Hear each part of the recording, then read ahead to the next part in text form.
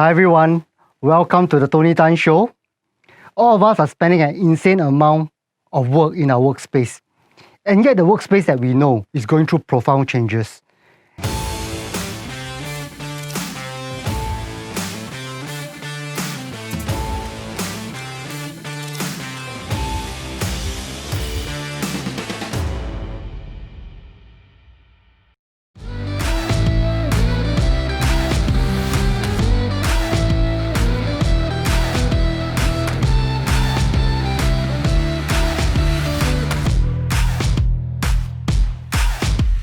There are three reasons for these profound changes. The first is around different generation of workers working in the same place. We have up to 4 different generations in the corporate world today. The second reason is around the type of workers that's working within the workspace. We have permanent, contract, digital workers all working within the same space as us. And the third reason is on the area of technology. Today, the workspace is heavily impacted and influenced with the advent of artificial intelligence and automation. How do we make sense of all this chaos, get the clarity to thrive and to amplify our career and our results? For this, I'd like to introduce our next guest speaker. He is a Vice President of DBS for Workspace Transformation and in defining the future of work. He was previously the Director for Modern Workspace Engineering of Prudential for the last 10 years. He's a subject matter expert in this particular area. So let us welcome Alpesh Kumar, who's going to share these valuable insights on how to amplify our lives today. So let us welcome Alpesh. So Alpesh, welcome to the Tony Tan podcast and show. Thank you, Tony. Thank you for inviting me. Yeah, we are so honored to have you here with us. Yeah. You know, if you look at some of the things that you have been doing around the workspace modernization, workspace transformation, I also understand that you are involved in the future of work initiatives for some of the biggest financial and insurance institutions out there. Yeah. Right. I mean, this is so exciting.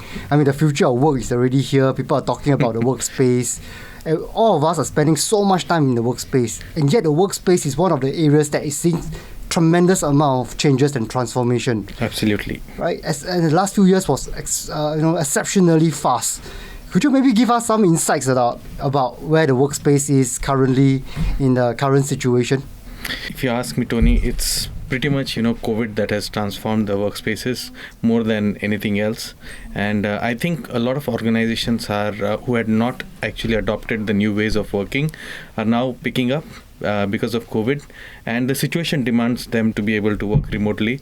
So I think many organizations are still on the way to be flexible enough to work from home, whereas some of them have excelled at it. And those who have, the pandemic has very little effect on them and their productivity.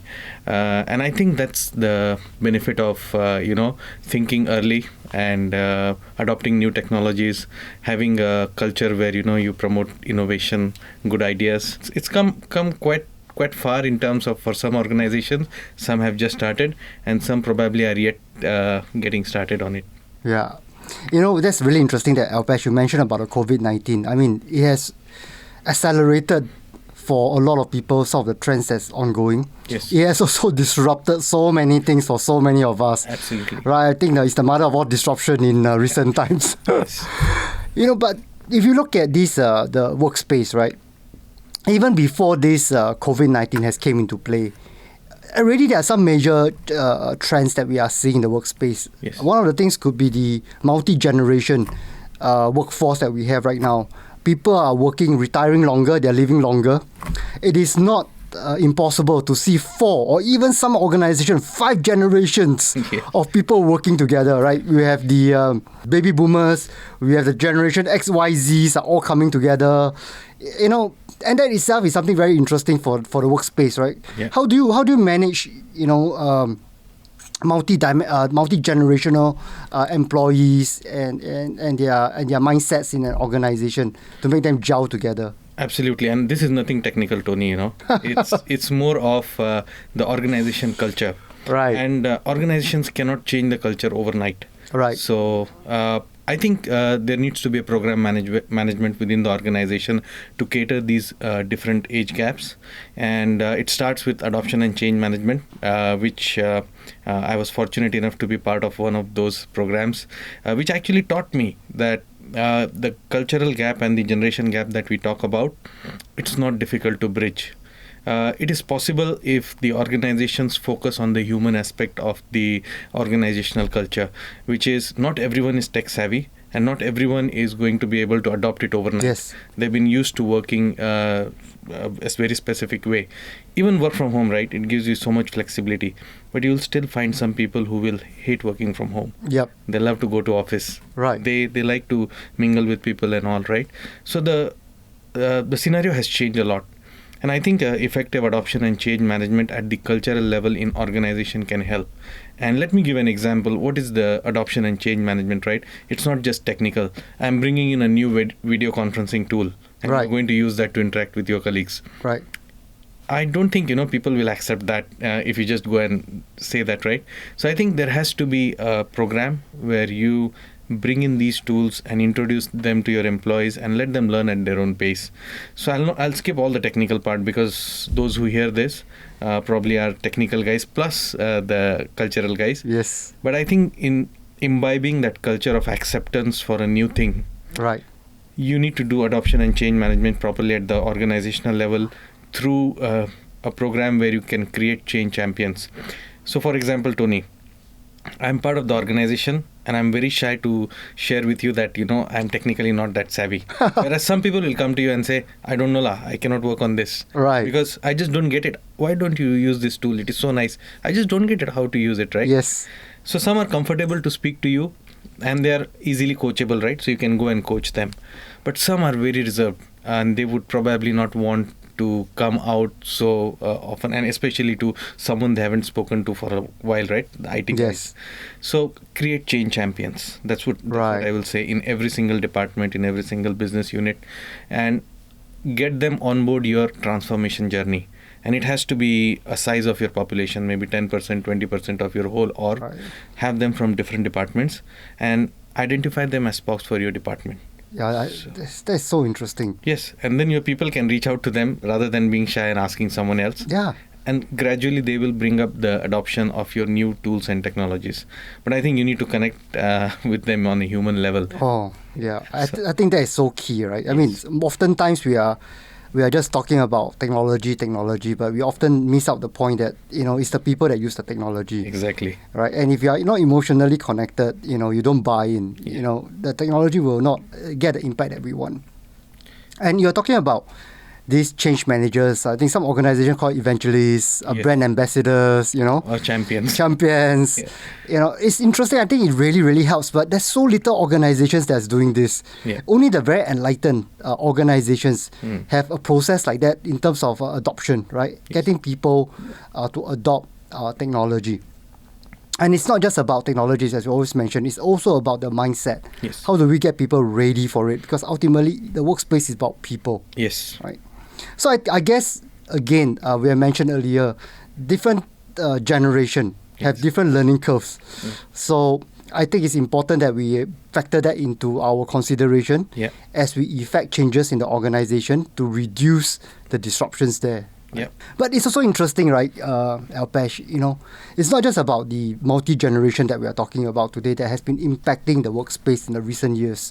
We are also seeing an influx of different type of workers. Yes. It's no longer just like, permanent workers like where we were 10, 20 years ago. Now we have contract workers, right? We have gigs. The gig economy is so big, right? And we are doing a lot more of outsourcing today compared to last time. And to make it even more interesting, we have digital workers, right? That we are working side by side that's coming in into this environment altogether. So this influx of different workers, how do you see them playing out in the workspace? I think in terms of the different kind of workers that you just spoke out, right? I think in terms of the way digital workers, so I think the digital workers are probably the bots that you're talking about. Yes. The artificial intelligence that the machine learning that you're trying to introduce in between. Frankly, it's my personal opinion. I see it as an enabler for an organization. I don't see it as a challenge. And the reason why, because the organizations that I have worked with in the past have been very considerate about introducing these technologies to us, right? Saying that, okay, the AI is here, the machine learning is here, but it's not here to take away your jobs. It is here to enable you to do a good job. I mean, take away all the repetitive tasks so that you can focus on more of your customers, right? For example, you're serving your customers and, you need to do a good job. But if the customer comes to you and somehow, there is a bot that has already addressed some of your repetitive queries that the customer will ask you, you can now focus on more specific needs of the customer. So I think, when it comes to, first of all, we should stop saying contractors, and yes, that may be the kind of engagement that you have with a particular individual, but once they are on the ship, they are pretty much the same, right? So we trust each one with equal respect. Maybe their pay is different, which is a totally different thing altogether, right? But when they come in the scenario and they are on with you, they are on board with you, I think it doesn't matter if they are contractors, if they're your permanent employees. It should just be, dealt with the most humane aspect of it. So I'm not sure if I answered that. Yeah, certainly, right? Because at the end of the day, I think what we want to do is that we want to make sure that there's a role for everyone in an organization. Yes. Especially in a fast-moving organization today that is more digital than before. Yeah. I think the ability to execute fast is important. The ability to align is important. And I think at the end of the day, when we say that there's different class of workers across multi-generations, and of course now we are talking a little bit about automation and artificial intelligence, which you have mentioned earlier, right? This has added so much more dimension to the workspace, or the future of work as we call it now. Of course, the future of work, the adoption of these technologies is uneven across various organizations. But I think that there's no questions about this wave of technology adoption that's coming in for us, right? Yeah. So when you look at AI, a lot of people is very concerned about, will we really take over our jobs as workers, as employees? Will we augment us? What is your take about where and how AI is impacting us in the workspace? I think, again, it binds down to the fact that how you use the technology, the artificial intelligence and the machine learning in your business processes. And I think under what circumstances you've onboarded the journey. If the sole motto was that you want to cut the workforce, probably you may not even succeed in your AI journey, because I think you're not addressing the real concerns. Why do you really want to go on the AI? So I think it's very important to have that clarity. But as an employee, if I start looking at it with a doubt, right, that, hey, now that my company is embarking on the AI journey, I'm sure going to lose my job. I think that's probably not the right way of looking at it. Probably it is there to help you do your job better, to get you better inputs of what you are doing, how effective you are, maybe automatically, right, through the artificial intelligence. Whatever you are doing, it's not the way to scrutinize your work, but how it enables you to do better. So I think it's more of a positive thinking. You have to be positive about it.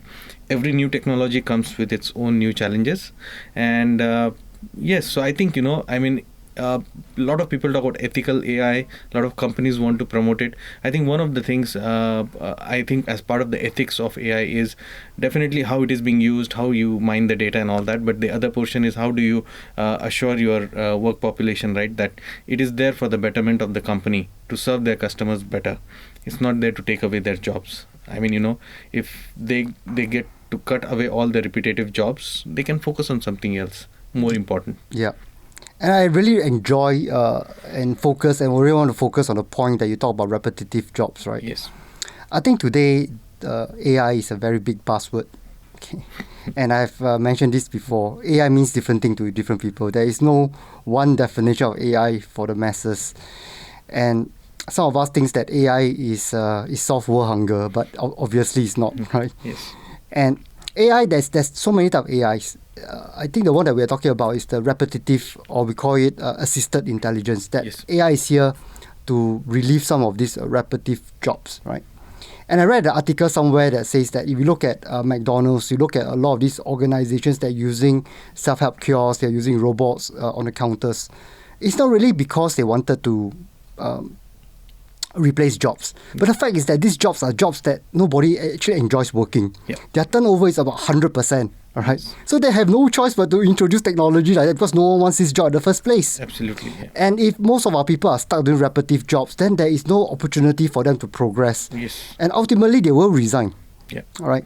So the way I look at it, from what you have said, this assisted AI, I call it, is here to reach our full potential Yes. as human beings. Absolutely. Yes. Right. So in that sense, I don't see how it will be an area that will replace human workers. Yeah.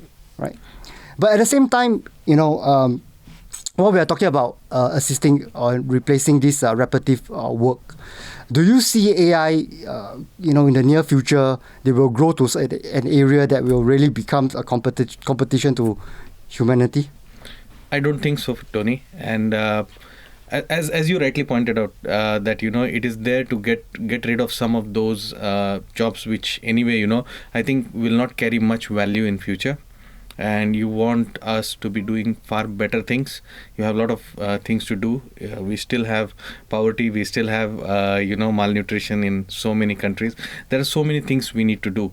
And I think when people start focusing on what to do next, when you force people to think differently, and I think this is what the technology will do. It will force people to think differently. Those who've been enjoying the repetitive task and they like to do it, probably they need to find alternatives, definitely. But someone who is willing to, willing to change with the time and ready to acquire the new knowledge, I think it should not be a concern for them. I mean, if we are willing to learn, it doesn't matter AI, ML, whatever comes in, you will always progress. Yeah. Recently I read somewhere that's very interesting. They say, save the person, not save the job, which I think is so relevant. Yes. Right? I mean, job is just a technical term. At the end of the day, we are looking at a human layer, right? Yes. And I think that all of us as human beings have unlimited potential, right? And even within the job scope itself, there is so much activities within the job scope. Yeah. It is just a very, you cannot use a generic word and say that automation or AI is here and jobs will be impacted, because we also need to look at the activities that a person is doing within that job, right? Yeah. And if we are able to shift and repurpose some of the activities, then I really don't think there's an issue here for us to live side by side with technologies like that and progress, Yes. Our humanity as a body going forward. Yes, absolutely. My hobby is to be doing organic farming, and I want to be an organic farmer in the future. And I see a lot of potential for AI in farming, right? Yes. So if I am someone who is going to just say AI is myth, AI is just hyped, I think we are seeing that how it is making a lot of change in the way agriculture is done today. Oh, that's a topic that I will come back to you shortly. It's something that is very interesting that we want to discuss also about these digital innovations that's coming up. Yep. But I would like to come back to a particular point, right, about the future of work. We all know that technology skill sets is going to be a bigger part of the skills that we need to upgrade in this future of work, which is already here today. Yes. Right. What do you think are some of the tips or some of the models that our users and our listeners needs to adopt so that they are able to not just survive but to thrive in the future of work? I think first of all, we need to accept that the change is here, and you can't run away from it anymore. And I think COVID has actually kind of forced everyone to accept that change in a way. And if you look at it, I think prepare when you have time, learn, find the areas of interest, keep reading. And for me, I used to use, if I need to learn anything new, I would just sit at the back of the bus, open my Twitter and follow all the technical guys, and then just get inputs from them from various places, mark it, like it, so that I can read it later. And you develop that way. These are the small steps. They're very insignificant, but if you keep following them, you keep following the right people on LinkedIn, Twitter, and that's the way for me to get my source of information. That's how I learned today, from the word of mouth, from social media. So I think use the time, use these small tips, like use your time to commute to acquire a new thing, and then just try to go in depth. If you find it interesting, I think you found already a new thing to learn, right? So you continue on that path, and eventually you will succeed. So I don't have really magic words to share with someone, but I think what I have gone through probably will help them as well. I think keep reading. That's very Right. important. Stay in Right. touch with what is happening around you, especially in the not just necessarily AI and all that, right? But whatever you work in that, how are people doing it differently? Right. And sometimes automation and all that was also is also a buzzword. Whatever you are doing, if there is anything repetitive, take that as a challenge to go back and say, at work, this is what I do every day. How can I use the tools that I have, or come up with some new tools to automate this what I'm doing? So that's already your journey. You've already started. Right. So what I'm hearing from you, Alpesh, there's actually 3 areas that that you could share with our audience. The first is actually a little bit about wisdom, acceptance. Yes, Right. I think if you don't accept, you cannot progress. Absolutely. That is a very simple piece of wisdom, but it's very profound. Yes. Right. Only through acceptance can we grow. Yes. So the future is already here. Absolutely. Right. To fight against it is just waste of energy. Absolutely. Right. So we accept it, and I totally agree with you on that, Alpesh. Yes. And the other area is to have a growth mentality, of course. Right? Of course. I think in this digital world, with things are moving at such a fast, furious rate, if we don't have a growth mentality, I think we will all be in trouble. I think a lot of us, growth mentality, I felt there's 2 things. One is how do we learn more, create new things, right? And then the other one is about death. Now, when we talk about death, it's not the morbid death that we're talking about. We're also talking about death of old ideas, Yes. death to concepts that don't serve you better. Because if your mind is so full Yep. with all the information that does not serve you, you will not be able to progress. So having that growth mentality is absolutely key, Yeah, absolutely. right, in today's environment, right? Yes. And the third area you talk about is having an innovative mindset. Yes. Continue to think what are the areas that you can improve, not just yourself, but for your organization. The more you think, someday you will hit the jackpot, right? Yes. Have one win at least once a week, if not every day, Yeah. which will give you confidence, right? It will set you up for. Yeah. So have one win at least. And it does not matter whether the win is big or small, right? Celebrate the little wins in Yeah, life. absolutely. Oh, that's another wisdom there, Alpesh, for our audience. Yeah. I think that's so important. Everything starts somewhere, start baby steps, and then we gain the momentum from there, right? Right. And Alpesh, I'm just curious, right, about this thing about robotics, about AI. What do you think about skill sets like social skills, emotional EQ? How important are they in the future of work today? Very important, especially when you're working remotely. I think the dynamics of engaging with each other has changed a lot. You don't get to see each other physically so often now. So when I'm interacting with you now, I can see your facial expressions. Right. I can see what you're going through. And if there's a tough conversation we have, I can understand what is your reaction, right? But that's not possible on this virtual world today. So I think it is important to have that emotional intelligence to say that, I think is it the right time to react to something, or probably I'm just going to take it light and I'll come back for a situation. I'll probably address it later maybe. So I think yes, I mean the emotional intelligence has to be there, especially there are challenging times and you have agreements and disagreements, so definitely the EQ is very important. And I also think that to reinforce on what you say, people are very concerned about robotics and there are robot servers and everything. Yes. But seriously, how many of us want to be served by a robot? I'm not sure about you, Alpesh, but I certainly rather be served by a human being, right? Absolutely. And it's that kind of EQ, that kind of warmth, that kind of social skills that a robot will never be able to replicate. Yes. At least not in the near future. Yeah. And that is how we differentiate ourselves with the robots and the core technology that we have today. That's something that's unique to us humans, right? Yes. And what do you think about higher cognitive skills like critical thinking, creative thinking, the ability to ingest and process data? How important are these higher cognitive skills for the future of work for our people to acquire? I think, when we talk about the critical thinking, the cognitive skills, absolutely important, definitely. I mean, critical thinking especially is quite important as part of the journey that you are going through. You're going through a massive change. The way you're working, you have to leave the old ways of working and adopt the new ways of working, engagement. So absolutely, I mean, these are important aspects. These are important human aspects of it. but it's something that you prepare for. You should be preparing for always. It's not situational basis. So if it is COVID, is it going to go away? There's many companies are going to adopt this way of working. So if you are an information worker, I think it is important that you have those skill sets. So again, I would say that probably. For me, it is more about preparing it right in the back end. So, whenever I'm out there trying to face a situation, these skills will definitely go a long way. So, equip yourself. I mean, to acquire this and speak to people like you. You've been a motivational speaker. I've heard you a lot. So, I think, if when you don't find a way to get all these skills, maybe just hear someone else, try to understand how they've gone through their change journey, and that might help as well. So Yes. well, those skills are important, but how to acquire them is also equally important. Sometimes we lose focus on that. Yes. Yeah. Alpesh, you have mentioned another very key point, right? Knowing and doing is two different things. Yes. We can give you clarity about where the future is going, but do you have the mental models and the mental attitude and mindsets to position yourself to harness this clarity so that you can live your best self?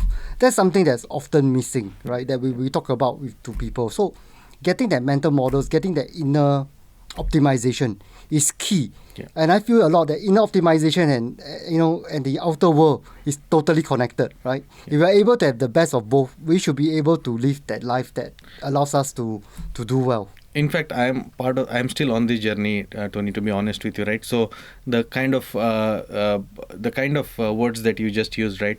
It's difficult for me. It doesn't come to me naturally because I'm still learning, right? The learning never ends, and I'm still on this path of change. I haven't changed yet. There's a lot that I have to change myself as well, and I accept that. I'm not accomplished yet. I'm still going through the process of that change. So it's a bit difficult to answer some of those questions for me because they're too in-depth for me. But yes, I mean, eventually, if we do this show around 2 to 3 years down the line, maybe I'll be able to give you a more polished answer. Alpesh, that's what I like about you. We like to listen to our state of mind at this point of time as we continue to evolve. All of us are on this journey together. Yeah, in fact, I'm going to ask you a lot of things after this interview. Thanks, Alpesh. So Alpesh, you know what we've got so far? We have got some really good information from you, some really good knowledge that we can adopt. We know that we need to acceptance is key. We know that we need to have a growth mindset and have an innovative mindset, right? As we continue to engage the world today. We also hear from you your opinion about having social and emotional skills, Yes. right, to differentiate us against the future technology, and how to upgrade our cognitive skills so that we stay relevant and become more effective in our job in this future of workspace, right? Beautiful. I mean, this is something that all our audience are looking for. I mean, I'm sure they will find some clarity there, and hopefully we put their fear to rest on how they should adopt technology and work together with it in this new reality. But for those organizations out there, Alpesh, you work with the biggest, the mightiest, and the most forward-looking organizations. For the leaders of organizations who are transforming workspace, because I read a statistic that says that for a company who create a great end-user experience, they've outperformed the S&P by 122% in results, right? That's humongous in today's world, right? Every bit of advantage is key, right, in such a competitive environment. How and what sort of advice would you give corporate leaders on how to incorporate and implement some of these future of work processes and mindsets so that they can also get the benefits they are looking for? Right. So I've been actually all my past leaders, right? They've been great to me. I myself may not be as great as them, but I have definitely learned a few things from them. My just immediate manager or previous to them. I think, one of the things they taught was, to keep challenging yourselves. I think, as an individual, you need to be the best of yourself. What you were yesterday, you have to be best of it today, and then tomorrow, the likewise. You come to the office, and what is the purpose you are here, and you have to deliver on those. But I think I am really not in a position where I can actually tell the leaders out there who probably are more senior than me and I can give them some guidance. Probably it's something that I have learned. I'll share my experience, what I've seen in my past leaders, right? And what I read about the leaders, right, and especially I'm very much influenced by Microsoft CEO Satya. You have to have three qualities in the leader, and I've seen that in all my leaders Right. that I worked under, and I've always strived to bring those three qualities. So one of them is bring clarity. I think it is very important. Everyone talks about digital transformation, but the leaders talk about digital transformation. What does it translate to for the people below you, right, or under you? And I think that clarity is very important, because you cannot deliver a success without having the clarity. Where do you want to go, and how do you measure it? So I think bringing clarity is important for a leader. Delivering success, I think that's another quality that he talks about, is more of how do you actually remove those roadblocks. I mean, you just deliver success not for yourself but for the team that you're working. So there will be roadblocks, right? Because you're going through a very new journey. You're going to cloud, and in a traditional world, probably security is the most important aspect, and knowingly or unknowingly, it is a blocker for you. And now security is evolving, and as I have seen, and all these changes going through. So I think as part of the leader of the team that is on this digital transformation, how do you remove those blockers, not just for yourself but for someone else? And it's not just for your team you deliver the success, it's for someone else. It is for the whole ecosystem around you. So you need to deliver success for them. And the last but not least is, I think it was bring clarity, deliver success, and then there was create energy. So I think that's also equally important, Tony. When I met you now, after I spoke to you, I got quite energized, So I'm just holding on my energy. But I think it is important to bring in the energy. Yeah. It helps for the team to go fast. So I think these are three principles that he evaluates people on. I observed my previous managers. I found that quality in them. I would like to add one maybe, and which is to bring the best out of the individual that works with you. So how we can challenge them to bring their best out. So I think I have done that myself to my colleagues, and who worked with me. I've challenged them, and I've been challenged as well. So Right. somewhere we were successful because there was this culture of a positive energy that was created to say, okay, this is a challenge, how do we go around it? Yes, there is a blocker, how do you get rid of it? Right. So I think for leaders, I think these are 3 or 4 qualities which I am no great leader to tell someone, because there are many senior people who will be watching this and they'll say, what bullshit, man. No, What I is think, he you know what, talking about? Alpesh, I think that you have been actually a leader for so long. I think there's different type of leaders, right? I think every one of us is a leader. And I like to talk about this concept of personal leadership, right? We don't need a title to be a leader. I think as long as we are committed, we have pride, I think every one of us have a role to play in this world. Yes. And I think you have done a wonderful job, Alpesh, in your role. I mean, you have been a leader for so many people around you. And you have shared also some of the things that you admire in leaders, right? I think we are talking about today's leadership. It's a very interesting topic. And some people call this digital leadership for a digital world. And this leadership concept has been changing. It has been evolving very, very rapidly. I think really technology augmented by COVID-19 is just off the charts, right? The things that the speed that we're moving today.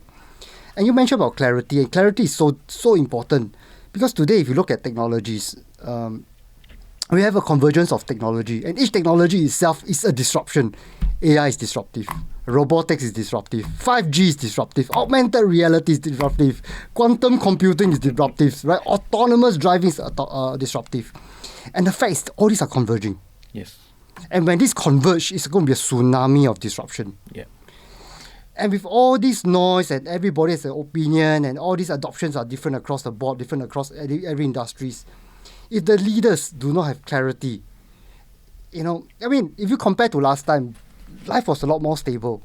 You do the same thing, you do it well every day, you execute it well, life goes on. Your leader have vision, no vision, it doesn't matter, right? You get paid. But now you can't.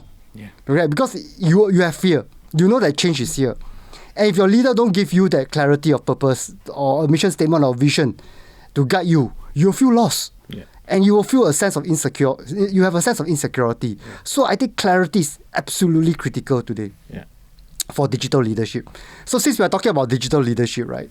So let me ask you a few other questions about digital leadership. How do you see the ability to be agile and to fail fast for a leader? Do you think these are important things that a leader has to got today? Absolutely. The fear of failure has to be gone. Promote the culture, which I have been part of as well, where failing is not a taboo anymore, right? You fail and then you start the work again, and you try to be the better of what was done, right, in the past. You fail, you learn from it, and then you keep moving ahead. So I think the fear of failure has to be taken away. Right. And I was very fortunate. I was allowed to fail, and I think I would do that as well when I have the opportunity to be a leader. I will be making sure that I allow the fear of failure, but it has to be a measured one. You are cautious enough, so no reckless stuff. But I think fear to failure has to be taken away, because that's a very critical point of the journey. And that helps in innovation, right? You fail and you learn, and then you start doing things differently, and that's where you are imbibing the culture of learning. Yes. So that's important. So take away the fear of failure and set the goals. But yes, you need to have a long-term goal, right? But in order to achieve it, break it up in small chunks, and take that goal, win it, and then move on to the next one. And ultimately you can't have a finished product on day one. Right. In today's world, right, you will have to reiterate on the existing product time over time.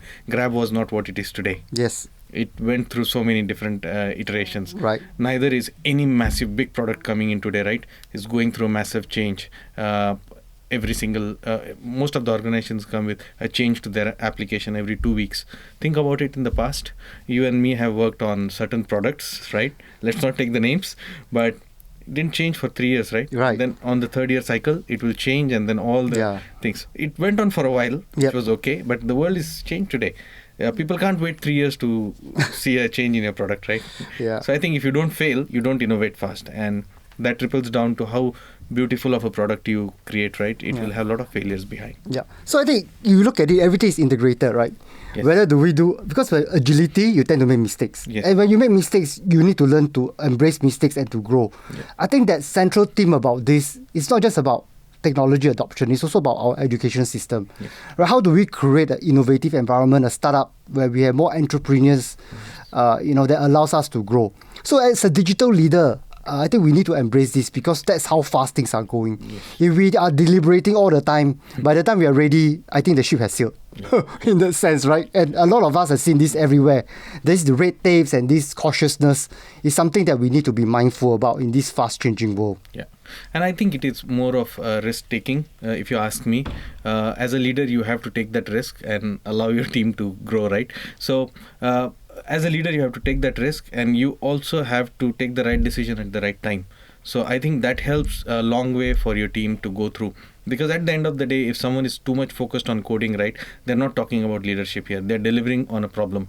But you as a leader has the view of that plus the things surrounding. So I think as a leader, you have to allow, allow those people to focus on what they're delivering. But you are capable enough to take that risk of failure. Right. So you have to take the risk as a leader. Yes. Because someone else is failing, you have to take the leadership, right? Yes. So, and that's not someone else, that's your team. You're right. So, yeah. Which brings me to the next point, right, which is so interesting. You talk about the CEO of Microsoft, Satya, right?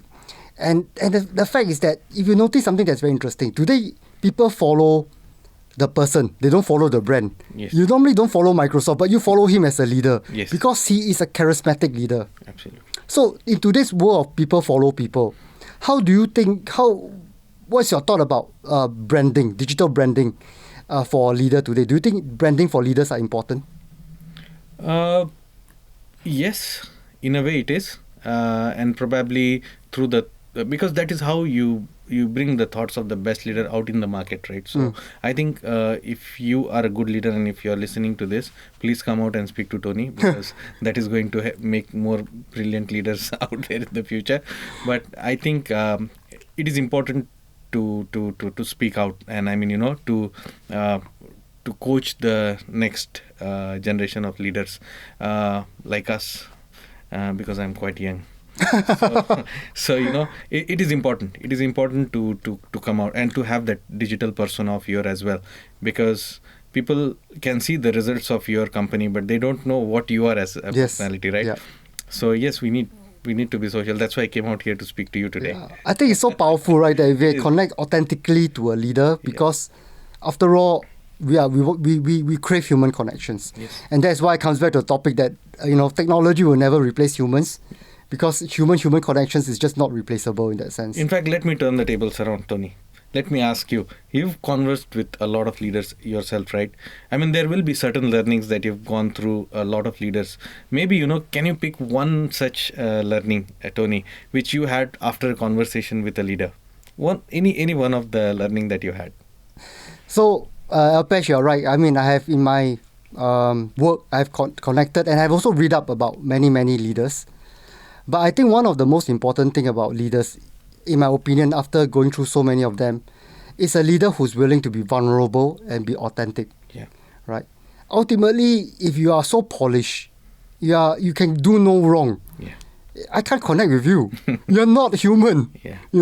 I want to see times where you fail. Yes. I also want to see times where you cry. Maybe not cry, but when you're down. And I know that even leaders do fail. I know that even leaders do go down. And I aspire to do more for you. And I also feel that the leaders who take charge, who take the lead, is very important. Because when you are not just vulnerable and you're authentic, but you take the lead, people know that you walk the talk. Yeah. And leaders like that generally are leaders that will demand the loyalty. And loyalty is a very difficult word to talk about, right? Because what is loyalty?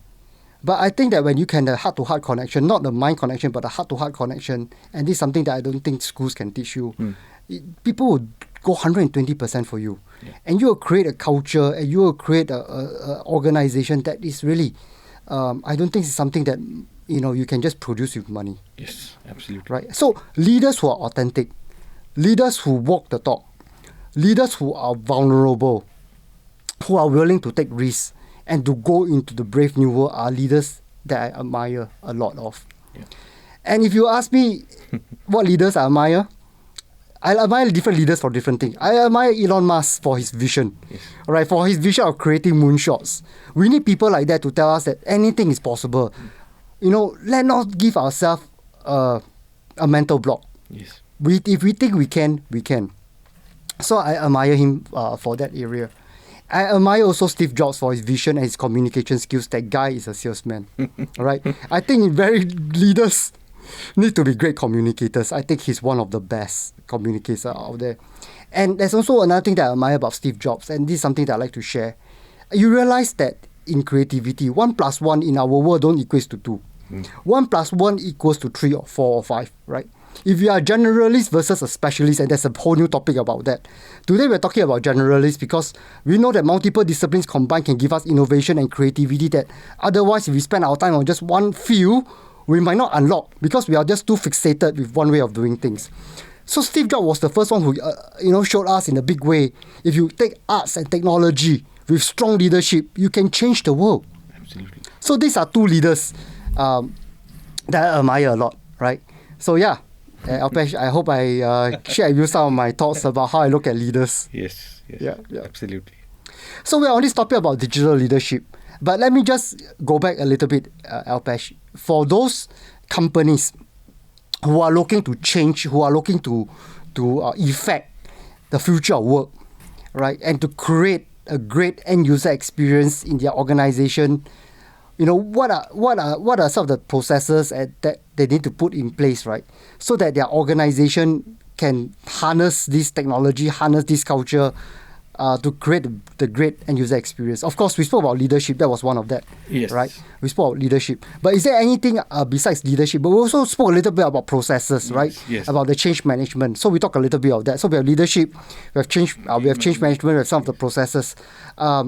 Is there any other things that you think is critical for the leaders who are listening in, who wants to effect change and get the unfair advantage with a great end user experience? I'll share a personal example. Sure. Or experience, I would say, is that it's very difficult for big organizations to change.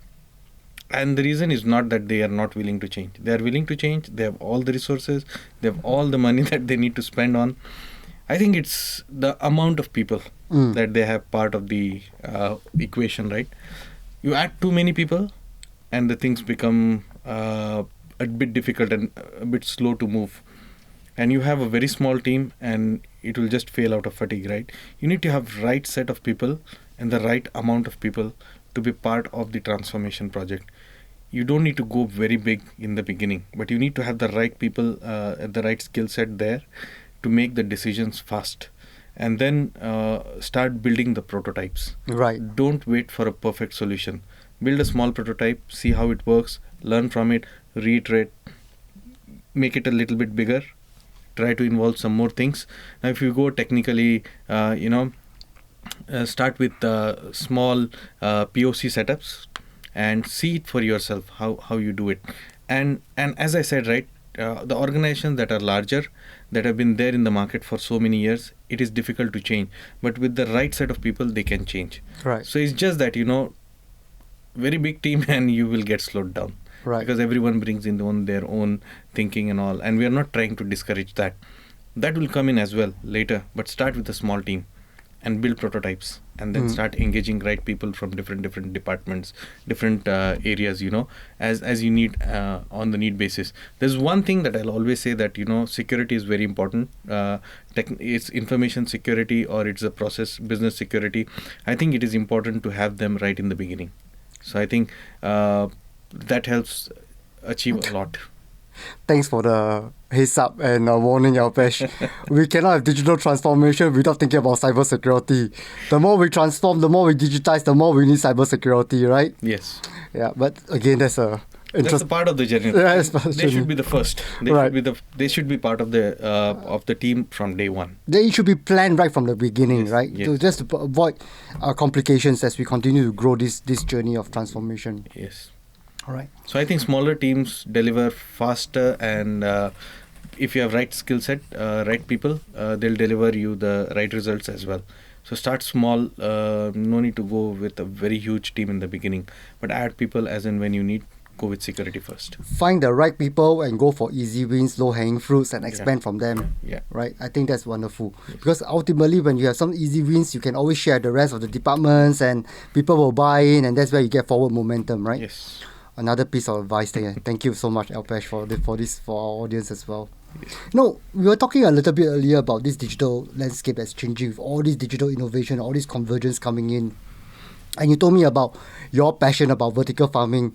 And that's very interesting because one of the podcasts that's going to come out is about the future of food. Yeah. Right? The future of food, wow, it's a whole new topic, right? Yes. And I'm also very excited about that. But let's do share with us about your thoughts about, vertical farming and, how about how this new convergence of tech is going to impact this area for you. Sure, absolutely. Maybe, Tony, in another few years, you'll be seeing me flying drones and in my farm and collecting information. That's something that I want to do in future. I know I'll be able to do it, but how soon, I don't know yet. So I'm just planning that. And I want to do a sustained farming, organic farming. So that's definitely an area of interest that I have. Yeah. I think farming has... I'm not sure whether should I say this at this point of time. But I think farming is ripe for a relook. Yes. And a reimagination. Absolutely, right? Yes. Because at the end of the day, it is a very laborious work. And food security and climate change are two major topics that is coming up, right? And that impacts us in so many ways. How do we be productive? How do we do things differently to feed a growing population? Yeah. Is absolutely critical for food security. Yeah. And I think technology has such a big play in this area, Yes. right? We're talking about big data. We're talking about understanding the climate. We're talking about automation. We're talking about robotic workers. It is all the convergence that we spoke about earlier could probably be able to apply on the future of food and for farming. I think AI and ML has a lot to offer in that sector, especially in automation. And developing countries like India, Brazil, and all, I think they have good land mass. And if we have the right amount of AI and ML there with the automation, I think world food hunger would probably be a point that we'll be able to solve. And Amazon and Microsoft and all the giants, if they come together, I think that's a sector that I would love to speak to you about, Tony, in next couple of years. Yes, Definitely. And the good news for you, Alpesh, is that now there's this race going on, the space race, from Amazon to Google to everybody's building up their own orbital satellites, right, to provide internet links to the last remaining 1 to 2 billion of the worldwide population. So wherever your farm is, you are ready for the convergence of tech that's coming your way. And I think that will be faster because, with the advent of 5G and then, how you play around with 5G and the augmented reality or the virtual reality that we wanted to speak about, I think it is going to be a game changer. So I think 5G is going to be, in a lot of way, is going to be a big change in the digital disruption that is already going on is going to just accelerate. Yeah, it's like 10 times, right? Because we are building such a strong foundation to accelerate the convergence and the changes that's coming our way. Yeah. I'm excited about the future, Alpesh. I'm so excited about the future. I've never been more excited about the future today. Yeah. Right, and that's why this this show is all about, right? Yes. To bring insights and to bring clarity and see how we can use it to our advantage. Yeah. And I would just like to tell the viewers, right, if you cannot make it, if you can, just don't be harsh to yourself.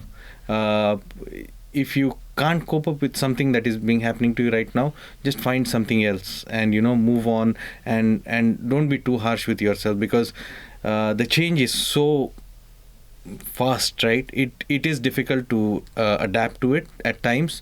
I feel down, I feel disconnected, and it is human to feel that. So I think it is very important to not be harsh at yourself. Just take the time off and just relook, rewind, refresh, and come back, and then look at it from a different perspective. This thing shouldn't depress you, right? This shouldn't force you to go into depression.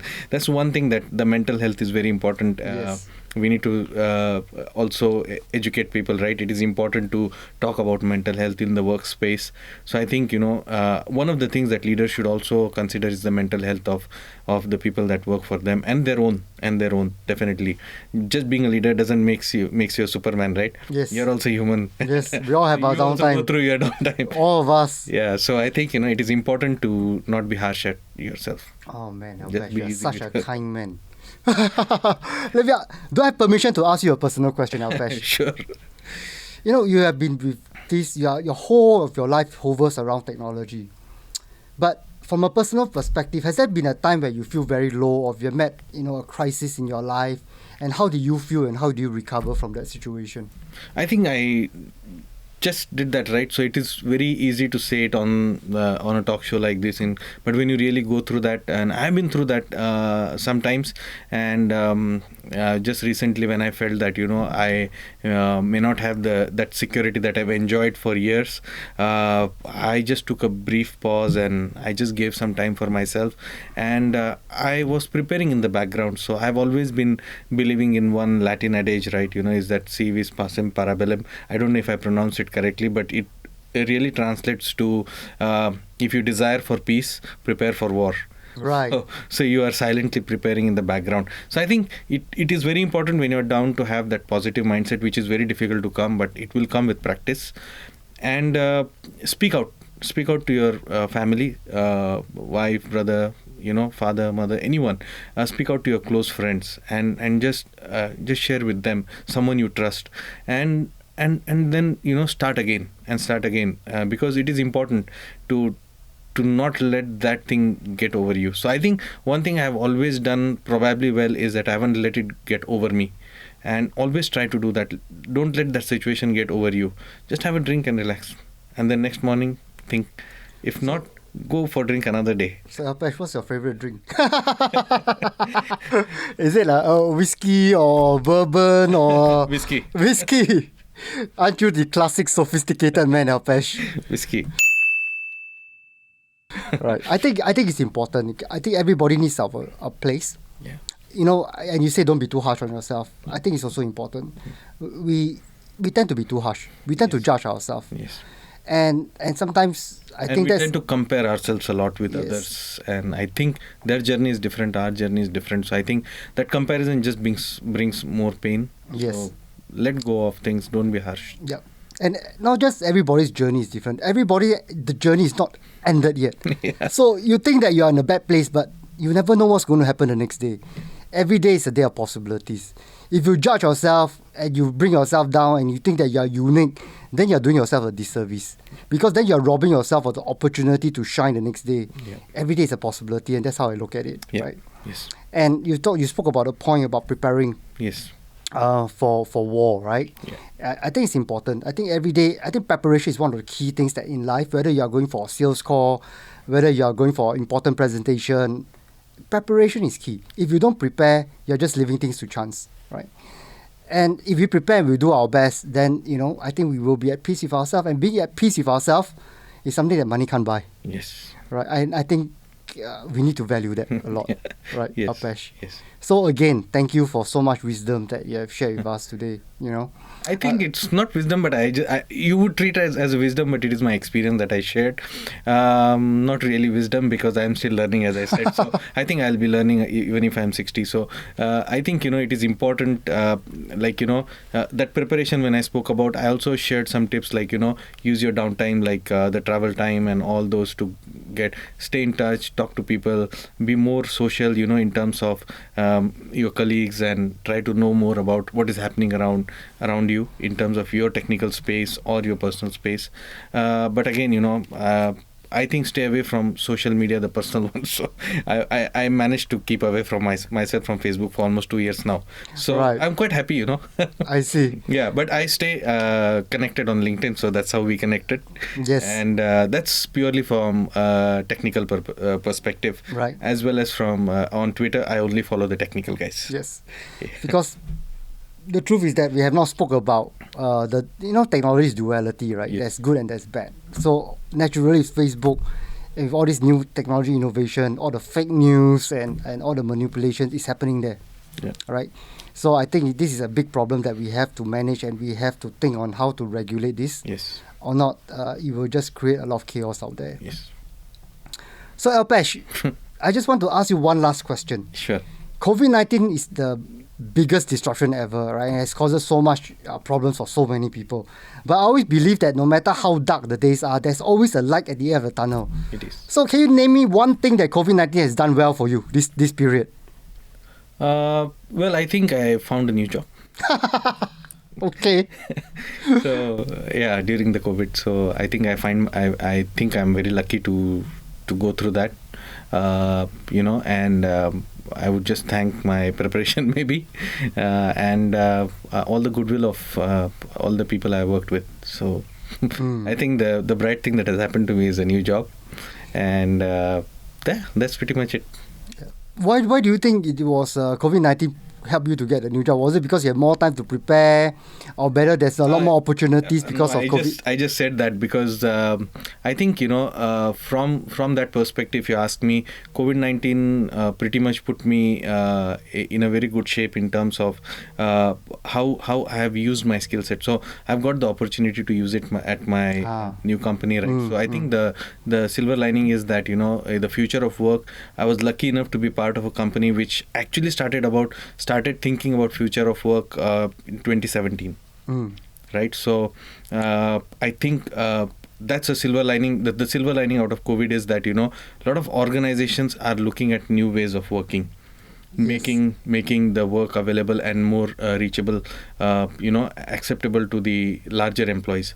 So I think the silver lining is that things that could have been derailed for a long in the technical world today, for the businesses as well. I think this is one of the biggest thing. People have adapted fast, and there are a lot of good stories coming out. Yeah. So Yeah. these are all silver linings. There are a lot there.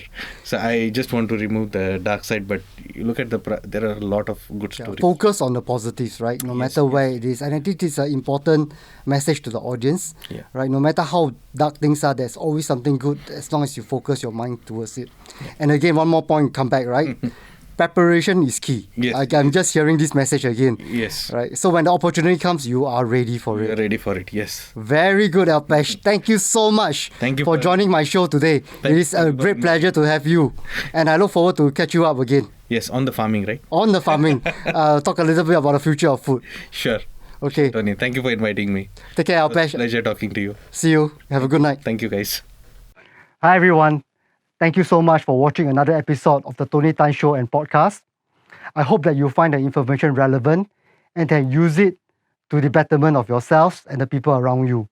If you find the content useful and you want to know more about our future podcasts and shows, please click on the subscribe button so that you get updated on this information. My name is Tony Tan, and I'm bringing the future into the present. And I look forward to see you in our next Tony Tan show and podcast. See you.